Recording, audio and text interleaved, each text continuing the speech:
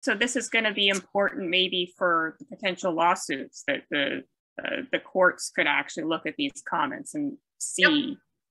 Yep. Okay. Yeah, that's right. Federal law says that if an agency tries to put out a rule without rationally, non-arbitrarily responding to all significant public comments, then the rule can just be struck down by the court just on that basis alone, that, hey, you didn't pay attention to what the public was telling you.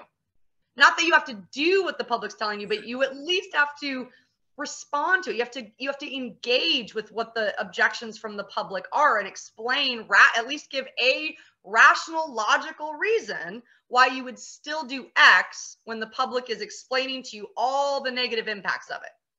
What makes an effective public comment? How do you write a public comment that's most likely going to grab the attention of others who are reading it?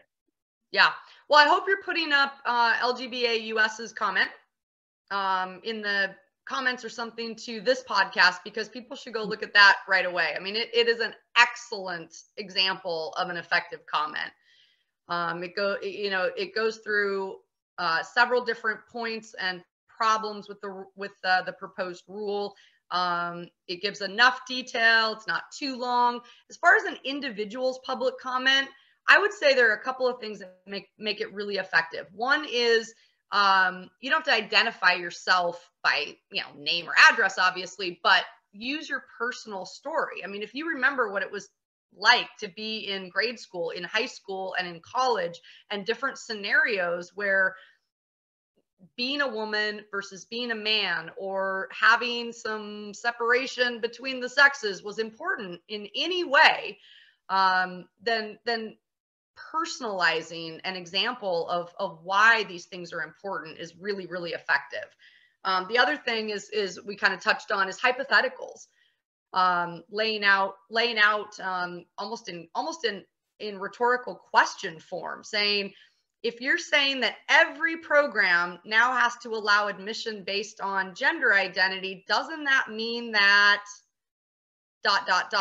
lesbians aren't going to be able to meet on their own anymore? Doesn't that mean that, girls aren't going to be able to have their own softball team anymore? I mean, just play out those hypotheticals. The third area that makes something, a public comment, really effective is you can link to studies and analyses, white papers, articles, outside information. So, one of the areas of impact we haven't mentioned here on this podcast, but a lot of people are really concerned about with this, is that if you are making Title IX claim that affirming gender identity is the end all be all, you must do it, well, then schools are going to feel compelled to be extremely gender affirming in all aspects. And we know that kind of social affirmation, social transition, locks kids into an identity that's at odds with their sex in a way that tends to put them right onto a medical pathway.